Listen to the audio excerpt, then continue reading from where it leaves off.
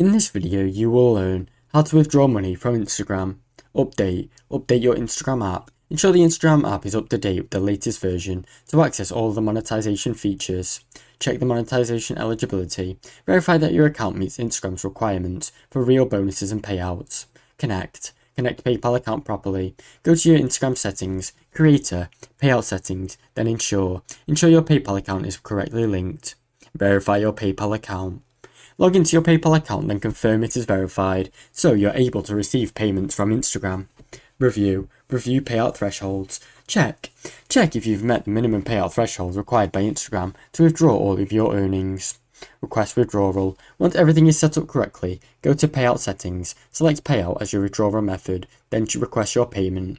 Now you know how to withdraw money from Instagram. Thanks for watching. Don't forget to like and subscribe.